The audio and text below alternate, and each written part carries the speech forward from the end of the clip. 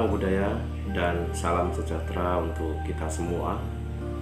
Baik para siswa-siswi semuanya, pelajaran agama Buddha pada hari ini kita akan belajar atau membahas tentang puja dalam agama Buddha.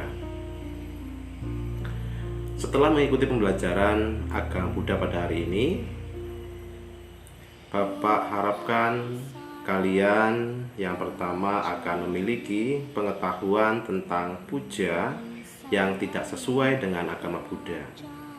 Yang kedua, memiliki pengetahuan tentang puja yang benar dalam agama Buddha.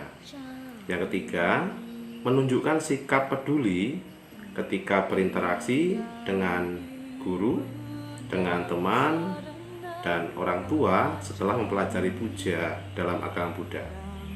Dan yang terakhir, Bapak harapkan kalian dapat menerapkan ajaran Buddha dengan cara melaksanakan praktek puja ini sesuai dengan ajaran Buddha dalam kehidupan kita sehari-hari.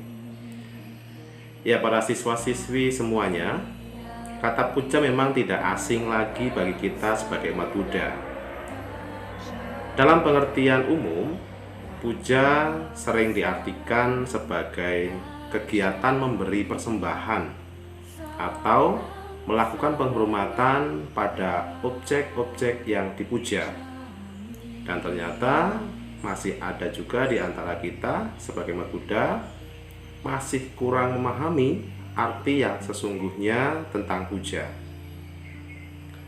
Seringkali puja ini disalahartikan sebagai meminta-minta sesuatu kepada sosok yang diyakininya.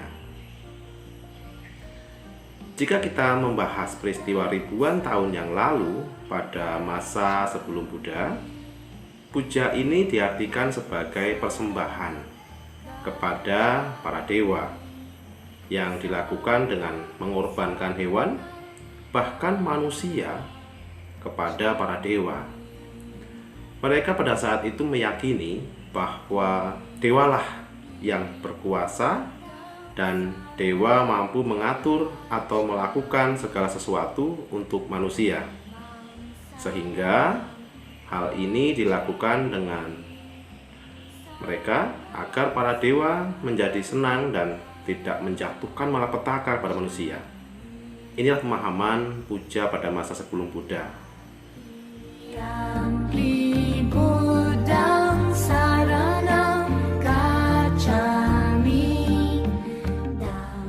Selanjutnya kita akan bahas mengenai puja pada masa Buddha.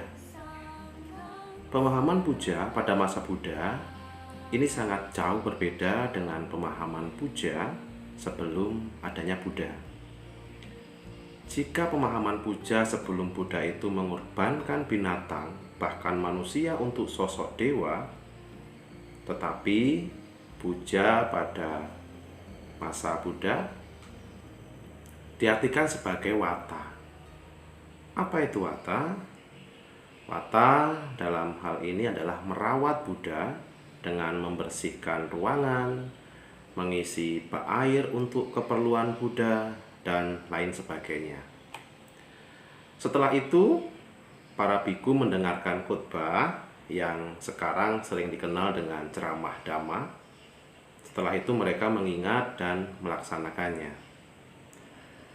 Juga pada hari Uposatha, hari bulan gelap dan terang, para biku ini juga berkumpul untuk mendengarkan peraturan-peraturan atau patimokkha yang harus dilatih oleh para biku.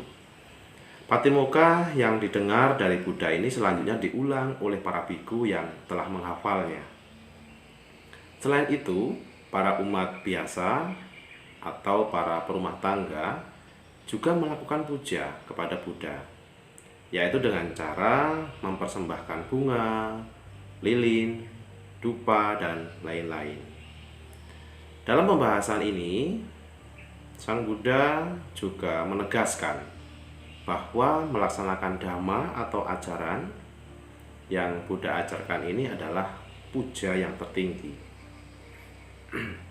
Nah, selanjutnya setelah Buddha wafat, umat tetap berkumpul untuk mengenang jasa-jasa Buddha atau merenungkan kebajikan-kebajikan Triratna, yaitu Buddha, Dhamma, dan Sangha. Para biku dan umat berkumpul untuk menggantikan kebiasaan yang disebut dengan wata. Sebagai pengganti khotbah Buddha, para biku ini mengulang khotbah-khotbah Buddha pada pagi dan sore. Mereka membaca parita yang telah mereka hafal. Kebiasaan inilah yang sekarang dikenal dengan puja bakti atau kebaktian. Bisa juga menyebutnya membaca parita di wihara. Puja bakti inilah yang harus kita lestarikan. Mengapa? Karena dengan membaca parita kita akan memahami isinya dan bisa mempraktekkan dalam kehidupan kita sehari-hari. Dalam Manggala Sutta terdapat kalimat puja cak pujaniana etang manggala mutamang, yaitu menghormat pada mereka yang patut dihormat adalah berkah utama. Jadi puja yang sesungguhnya adalah menghormat kepada yang layak untuk dihormati. Selanjutnya, siapa yang layak dihormati? Orang tua, Triratna, guru, dan orang-orang yang lebih tua atau teman sebaya kita. Mengapa kita sebagai anak harus menghormati orang tua? Jelas, karena orang tua berjasa besar kepada kita.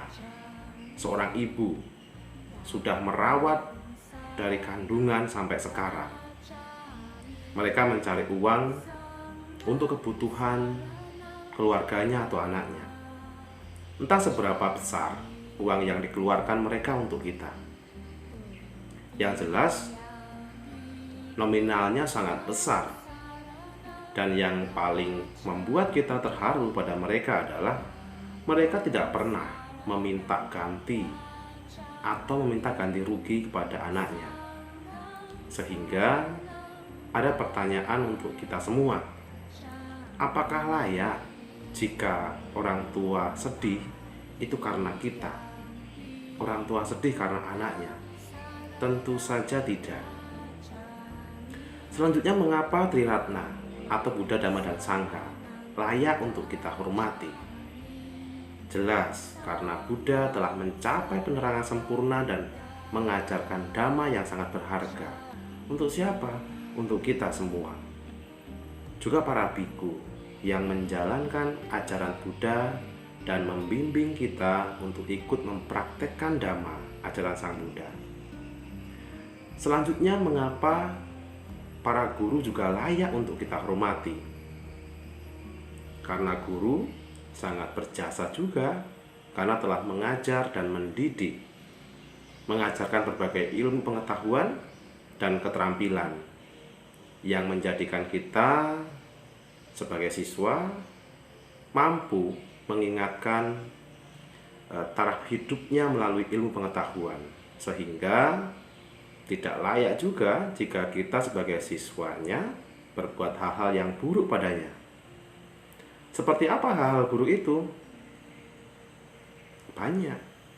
Melawan, tidak serius dalam belajar, membuat gaduh di kelas, melanggar peraturan sekolah, dan lain-lain.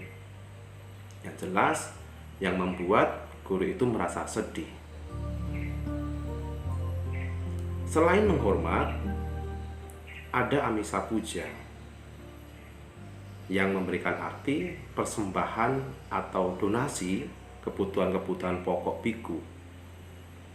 Kebutuhan pokok biku antara lain bisa jubah, makanan, tempat tinggal, dan obat-obatan. Dalam hal ini, puja adalah memberi. Selain itu, kita juga dapat berdana makanan kepada orang-orang yang membutuhkan. Tidak hanya kepada sesama manusia, tidak hanya sesama agama saja, tapi semuanya. Juga pada hewan yang kelaparan. Tutiyampi Buddha Puja dalam arti menghormat sekaligus mempersembahkan. Puja dalam arti menghormat sekaligus mempersembahkan adalah puja yang sudah umum kita ketahui. Ini gambaran atau ini digambarkan dengan kegiatan pergi ke wihara untuk mengikuti sekolah minggu. Jika kalian adalah siswa di sekolah, maka bisa datang hari Minggu untuk sekolah minggu. Mengapa siswa disarankan datang sekolah minggu? Karena sekolah minggu ini mempunyai banyak karma baik, yaitu membaca parita, meditasi, berdana, mendengarkan cerita Buddhis, mendengarkan dharma, dan lain-lain. Sekaligus dapat mempersembahkan seperti yang tadi kita bahas, mempersembahkan bunga, mempersembahkan lilin, mempersembahkan dupa, dan lain sebagainya di depan altar. Selanjutnya sikap kita melakukan puja. Ini kita bahas sikap saat melakukan puja. Yang pertama, anjali.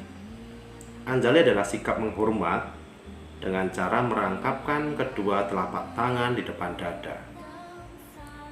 Yang kedua adalah namakara atau namaskara. Adalah sikap bersujud dengan 5 titik menyentuh lantai. Apa saja itu? Yaitu lutut, ujung jari kaki, dahi, siku, dan telapak tangan. Dan yang ketiga adalah padagina atau pradaksina, adalah sikap berjalan mengelilingi objek yang dipuja. Ya, siswa-siswi semuanya, dengan melakukan puja yang sesuai, ini dapat meningkatkan dan memperkuat sada atau keyakinan kepada Tiratana, yaitu Buddha, Dhamma, dan Sangha. Seseorang akan